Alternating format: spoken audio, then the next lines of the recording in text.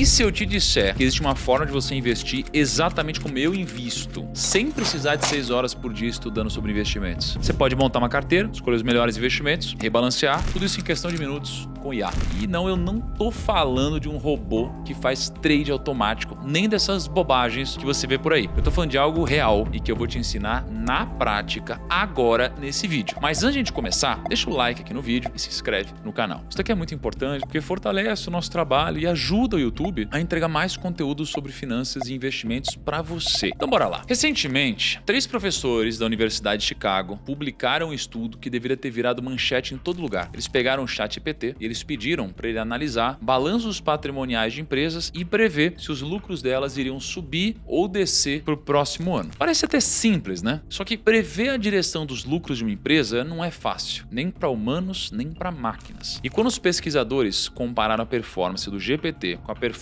de analistas profissionais de Wall Street, a IA ganhou. E não foi por pouco não que ganhou. O ChatGPT acertou a direção dos lucros 60% das vezes e os analistas humanos 57%. Aí você pode pensar, pô Thiago, mas são só 3 pontos percentuais de diferença, isso aqui não é nada. Só que esses 3% é muita coisa. Deixa eu te explicar por que esses 3 pontos percentuais importam tanto. Os pesquisadores, eles criaram carteiras de investimentos baseadas nas previsões do GPT. Então carteiras compradas e vendidas, que é o famoso long and short, focadas nas empresas onde o modelo tinha mais confiança nas suas previsões, foi o que eles fizeram. E sabe quanto que essas ações renderiam a mais que o mercado? 0,84% a mais todo mês. Pode parecer pouco, mas deixa eu te mostrar o poder da matemática aqui. Se você pegar 0,84% ao mês e multiplicar por 12, você tem aproximadamente 10% ao ano de retorno extra acima do mercado. Isso é o que a gente chama de alfa no mercado financeiro. É o retorno que você consegue acima do índice de referência e 10% de alfa ao ano é muita coisa. É a diferença entre um investidor mediano e um dos melhores investidores do mundo. Só para vocês terem uma ideia, o Warren Buffett, que é considerado o maior investidor de todos os tempos, gerou em média 20% de retorno anual ao longo de décadas. O S&P 500, que é o índice das maiores empresas americanas, rendeu historicamente cerca de 10% ao ano. Então o Buffett gerou aproximadamente 10% de alfa por ano durante toda a carreira dele. E o GPT, um modelo de inteligência artificial que você pode acessar de graça no seu celular, está conseguindo gerar o mesmo alfa que o maior investidor da história. A pergunta que fica agora é: como eu começaria a investir se eu tivesse acesso a essas ferramentas de IA? Eu quero deixar claro, antes de tudo, que mesmo para usar a IA, você precisa de conhecimento. Você precisa entender o que você está fazendo, porque ela é apenas um facilitador. E eu tô aqui com uma nova ferramenta do Grupo Primo, aberta, que chama MyHub AI. A gente pegou várias das melhores IAs do mercado, a gente colocou tudo nessa única plataforma. E primeiro, eu tô entrando aqui num agente que o time criou, chamado Invista com o Método Arca. Para quem não sabe, a Arca é a minha metodologia de investimentos que eu criei há alguns anos. Ela divide a carteira em 4 caixinhas: ações, caixa, real estate e ativos alternativos. Ou seja, esse agente é treinado para responder como especialista no meu método de investimentos. Eu vou começar perguntando algo bem simples. Por exemplo, olá, eu sou o Lucas, eu ganho R$4.500 todos os meses e tenho 100 mil para investir, além de R$1.000 em aportes mensais. Como que eu faço isso usando a Arca? E pode ser que você tenha muito menos que isso para investir e o seu salário seja muito menor, só que o tutorial vale para você também. É só adaptar os valores para sua realidade. E aí a IA me deu um textão enorme, mas eu vou focar por enquanto numa única parte: a alocação. Ele me deu 3 sugestões de carteira aqui: a moderada, a conservadora e a arrojada, que é basicamente a mais arriscada. Só que eu não sei se o Lucas é conservador, moderado ou arrojado, então eu vou pedir para a IA testar para ver se a gente descobre. E aí ele me questionou com 8 perguntas muito interessantes. Eu terminei de responder tudo e ele me deu a resposta em segundos. E aí o perfil de investidor do Lucas é arrojado. O Lucas aceita uma volatilidade maior, maiores riscos, para conseguir retornos maiores também no longo prazo. E para você fazer o mesmo teste, eu vou deixar o prompt, que é basicamente o texto que eu dei para a IA, na descrição desse vídeo. O MyHub IA respondeu com um textão, mas o mais importante aqui é a alocação. Ele disse que o Lucas pode ter uma carteira mais ou menos assim para respeitar o perfil dele de investidor: 25% em caixa, que é renda fixa, 40% em ações brasileiras, 20% em fundos imobiliários e 15% em ativos alternativos, como Bitcoin e ouro, por exemplo. E além disso, ele dá uma sugestão de como pegar aqueles R$1.000 que sobram para o Lucas investir todos os meses e continuar colocando na carteira. Mas calma aí, porque isso aqui é só o começo. Porque saber a alocação é uma coisa. Agora a pergunta que não quer calar é: quais ativos comprar? E é aqui que a mágica realmente acontece. Eu quero que você preste muita atenção nessa parte, porque o que eu vou te mostrar agora é algo que levaria horas de pesquisa. E a IA vai fazer isso em minutos. E bom, eu tô aqui com um site aberto que se chama investimentos.com.br. E a primeira coisa que eu vou fazer é baixar essa tabelona toda de ações. Aliás, investimentos.com.br é um site do Grupo Primo e você pode baixar essa mesma planilha lá gratuitamente. O link vai estar na descrição também. O que a gente vai fazer com essa planilha? Primeiro, a gente vai definir o que é importante para escolher uma boa ação e para isso a gente tem alguns indicadores e alguns ranges que eu defini como base para o nosso estudo. Mas aqui cabe você refletir um pouquinho sobre a sua escolha de ativos. Eu escolhi, por exemplo, um PL entre 5 e 10, um ROI acima de 12%, dívida líquida sobre EBITDA abaixo de 3, exceto para instituições financeiras, porque esse indicador não se aplica, e CAGR de receita e de lucro de 10% ou mais. Resumindo, cada um deles, o PL vai significar o preço sobre lucro. Sua empresa tem um PL de 10, significa que você precisa de 10 anos de lucro dela para recuperar o dinheiro que investiu. Quanto menor o PL, teoricamente mais barata a empresa tá, mas se ele tá muito baixo, também pode ser uma armadilha, pode significar que algo tá muito errado com ela. É como uma casa sendo vendida por um preço absurdamente baixo, aí você precisa perguntar o porquê. O ROI é o retorno sobre o patrimônio próprio, né? Ser o Return on Equity, e na prática o ROI significa que de cada 100 reais que foi investido em uma empresa, é o quanto ela consegue ganhar de lucro em cima disso. Então se o ROI é 15%, significa que para cada 100 reais investido, a empresa ganha 15. E a dívida líquida sobre EBITDA é o mais técnico, mas basicamente é a resposta para a seguinte pergunta: em quantos anos a empresa conseguiria pagar toda a dívida dela usando só o caixa que ela gera? E se for 2, precisa de 2 anos. Se for 5, precisa de 5. Eu exigi aqui abaixo de 3, que uma empresa com muita dívida é muito arriscada. E se os juros subirem, e no Brasil eles subiram bastante, a conta de juros vai explodir e come diretamente o lucro dela. Abaixo de 3 significa que ela está conseguindo sustentar a dívida sem muita dificuldade. E por fim, o CAGR de receita e lucro acima de 10%. O CAGR é a taxa média de crescimento por ano e eu exigi 10% porque isso é aproximadamente o dobro da inflação média do Brasil. Se uma empresa cresceu menos ou próximo da inflação, ela na verdade está encolhendo, ela não está crescendo de verdade. Então eu quero empresas que crescem pelo menos acima da inflação, tanto na receita quanto no lucro. Então resumindo, PL entre 5 e 10, ROI acima de 12, dívida abaixo de 3 e crescimento acima de 10. E sabe o que a gente vai fazer com esses 4 indicadores? A gente vai jogar no Gemini 2.5 Pro com um prompt e a nossa planilha de ações. Inclusive o prompt vai estar na descrição novamente. Mas por que especificamente essa ferramenta? Bom, como eu disse, no MyHub A você pode trocar entre vários modelos para escolher o melhor para cada função. Eu testei vários dos modelos disponíveis e o mais interessante para esse tipo de estudo com ações, com base nas minhas próprias experiências, foi o Gemini 2.5 Pro. E se você olhar aqui no Gemini, você vai ver que ele respondeu com uma tabelona de ações. Eu fiz o processo de selecionar essas ações à mão na nossa planilha e ver se a seleção da IA bate com a minha. E todas as que estão amarelas são as ações que também estão na seleção do Gemini. Ou seja, a IA fez um filtro legal. Mas, obviamente, tem 2 pontos aqui. O primeiro é que tem 28 ações nessa planilha que já está filtrada. E ninguém vai colocar 28 ações na carteira. O segundo é que não é o suficiente separar ações pelos indicadores. Não é assim que se faz uma boa análise. Os indicadores vão te dar um filtro inicial. Eles vão eliminar as piores empresas. Mas entre as que sobraram, você ainda precisa escolher as melhores. E aqui que entra a parte mais importante da análise. Entender o negócio por trás dos números. E para resolver a primeira questão, eu vou fazer um segundo processo de filtragem. Eu vou endurecer os números. Agora o PL tem que ser entre 5 e 7. O ROI tem que ser maior do que 15. A dívida líquida sobre EBITDA tem que ser menor que 2. O CAGR de lucro tem que ser maior que 15%. E aí a IA me listou 6 empresas basicamente. Rio Sulense, Cambuci, Kepler Weber, Unifique, Marco Polo e Ibanese. Mas como eu já falei, olhar só para os indicadores não é suficiente. Então eu entrei no site de cada uma dessas empresas e baixei o relatório administrativo referente ao terceiro trimestre de 2025. E agora vem a parte mais interessante de tudo isso. Eu vou jogar todos esses relatórios dentro do Cloud Sonnet 4.5 e pedir para ele fazer uma análise qualitativa profunda de cada empresa. Por que o Cloud especificamente? Porque o Cloud é muito bom para analisar documentos que são longos e densos. Ele consegue ler centenas de páginas e extrair informações que outros modelos podem perder. Então eu peguei os 6 relatórios, que somados dão mais de 400 páginas, e eu joguei tudo para o Cloud com o seguinte prompt: analise esses relatórios administrativos do 3T25 considerando qualidade da gestão e governança corporativa, vantagens competitivas sustentáveis, perspectivas do setor nos próximos 3, 5 anos, principais riscos específicos de cada empresa, consistência na geração de caixa e ranqueie as 3 melhores para investimentos de longo prazo e justifique a sua escolha. E deixa eu mostrar o que aconteceu aqui, ó. O Cloud levou mais ou menos 3 minutos processando toda essa informação e me retornou uma análise detalhada de cada empresa. Eu vou te mostrar os principais pontos que ele identificou. E sempre que aparecer algum termo técnico, eu vou pausar e explicar de forma bem simples. Sobre a Kepler Weber, ele colocou a empresa em primeiro lugar no ranking. O Cloud identificou que o Brasil tem um déficit de 36% na capacidade de armazenagem de grãos. Isso quer dizer que o Brasil produz produz muito mais grãos do que tem espaço para guardar, e aí é como se você tivesse 100 sacos de arroz, mas só tivesse armário para guardar 64. Aí os outros 36 sacos ficam sem lugar. Por que isso importa? Porque alguém precisa construir esses armários. E a Kepler Weber é a empresa que faz isso. A safra brasileira deve chegar em 354 milhões de toneladas em 25. Isso cria uma demanda constante por mais espaço de armazenagem. O Claude também mencionou que a empresa tem um ROIC de 21%, e o ROIC significa o retorno sobre o capital investido. É basicamente a resposta para essa pergunta. A cada 100 reais que a empresa investe no negócio, que ela pega dinheiro emprestado, quanto ela consegue ganhar de volta. E se o ROIC é 21%, significa que para cada 100 reais investidos de capital de terceiros, a empresa ganha 21% de retorno. Isso mostra que ela usa bem o dinheiro que ela tem. E tem mais um detalhe importante. A Kepler Weber tem receita recorrente de manutenção e serviços que cresceu 15,5%. A receita recorrente é aquele dinheirinho que entra todo mês de forma previsível. É como uma assinatura. A empresa já instalou milhares de silos e armazéns pelo Brasil, e esses clientes pagam manutenção periodicamente. Quanto ao risco, o Claude identificou volatilidade no preço das commodities e dependência de ciclos climáticos. Então, traduzindo, se o preço da soja cai muito, os fazendeiros investem menos em armazenagem. E se tiver uma seca, a safra é menor. Então precisa de menos espaço para guardar. Sobre a Unifique, a empresa ficou em segundo lugar. A Unifique tem 211 mil acessos 5G, um crescimento de 253% em relação ao ano anterior. Isso significa que o número de pessoas usando a internet 5G da empresa quase triplicou num ano. O Claude, inclusive, destacou que esse crescimento do número de clientes não foi negativo para a empresa, porque muitas empresas captam clientes e não lucram com isso. Ele disse que a margem EBITDA ajustada da Unifique é de 52,5%. E EBITDA é basicamente o lucro operacional da empresa antes de pagar os juros e impostos. E a margem EBITDA vai te dizer, de cada 100 reais que a empresa fatura, quanto sobra depois de pagar todas as contas operacionais. Se a margem é 52,5%, significa que de cada 100 reais de faturamento, sobram 52,50.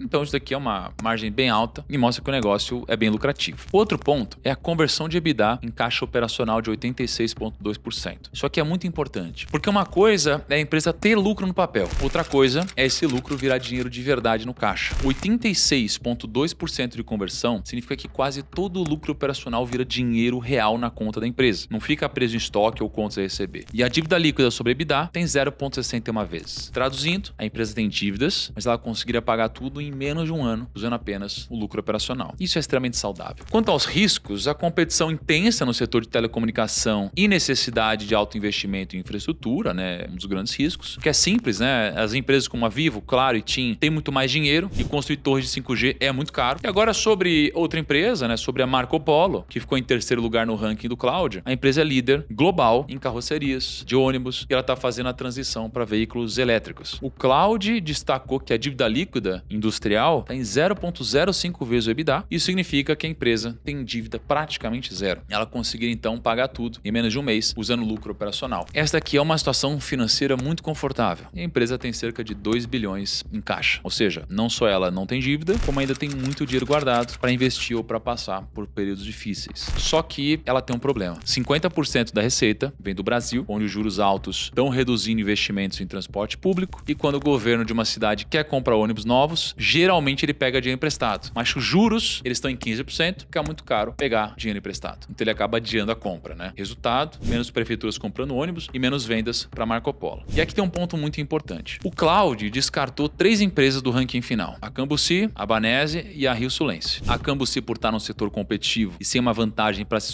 sustentar no longo prazo, a Banese por ter um pequeno porte, controle do Estado e uma limitação geográfica, e a Rio Sulense foi criticamente desclassificada, ficando em último lugar. A justificativa que o Claude deu foi interessante. A empresa enfrenta um risco de obsolência tecnológica. Eu sei que parece meio grego, mas deixa eu te explicar cada termo aqui. A Rio Sulense fabrica principalmente peças para motores a combustão. Só que o mundo está migrando aos poucos para carros elétricos. E carros elétricos não usam motor a combustão. O Claude ainda concluiu dizendo que a empresa não apresenta uma estratégia clara de adaptação para esse cenário. E aí agora, se você acredita nessa tese de carros elétricos, é melhor você ficar de fora. E se você acha que o motor a combustão não vai acabar, pode fazer sentido estudar um pouquinho mais esse tipo de empresa. Recapitulando aqui, né? Depois de analisar todas as empresas, o Claude deu o seguinte ranking. Em primeiro lugar, Kepler Weber, déficit estrutural de armazenamento no Brasil cria demanda a longo prazo. Em segundo lugar, Unifique, crescimento no 5G com margens elevadas e dívida controlada. Em terceiro lugar, Marco Polo, que é a marca consolidada em transição energética, mas com dependência do mercado brasileiro. E aí ele sugeriu uma possível alocação entre as três: 50% em Kepler Weber, 30% em Unifique e 20% em Marco Polo. Agora, deixa eu deixar uma coisa muito clara aqui, né? Você não pode pode comprar essas ações só porque a IA te sugeriu. A IA é uma ferramenta poderosa, só que não é uma bola de cristal que acerta sempre. Você precisa se lembrar de que isso aqui não é uma recomendação de investimentos. Eu só queria mostrar uma forma de usar a IA para ajudar nas suas próprias análises, para tornar os estudos mais simples e mais rápidos. E a IA é uma ferramenta apenas, e não pode tomar decisões por você, mas pode ser uma grande aliada. Agora olha só, eu acabei de te mostrar como usar a IA para analisar ações, mas o método ARCA tem outras 3 caixinhas, né? Ainda falta escolher os fundos imobiliários, montar a estratégia de renda fixa e definir a parte internacional com ETFs e Bitcoin. E aprender a fazer o rebalanceamento da carteira ao longo do tempo também é importante. Eu posso mostrar todo esse processo numa parte 2 desse vídeo, e se você quer que eu faça isso, mostrando como usar a IA para escolher os FIIs, montar renda fixa, selecionar os ETFs americanos e fazer rebalanceamento, deixa aqui nos comentários, quero parte 2. Se tiver bastante gente pedindo, eu faço um vídeo completo mostrando a montagem da carteira inteira do zero. E se você quiser usar a mesma ferramenta que eu usei nesse vídeo, o MyHub IA, saiba que você também pode, clicando aqui no link da descrição ou no QR Code na tela. No myhub.ia você vai ter acesso a 11 das maiores ferramentas de IA no mundo, de uma forma ilimitada, além de vários cursos para você aprender a usar IA e tornar os seus dias muito mais produtivos. É incrível, e se a plataforma não fosse do Grupo Primo, eu assinaria de qualquer forma, porque eu realmente uso essas IAs todos os dias. Bom, vou ficando por aqui, um grande abraço, até o próximo vídeo, tchau.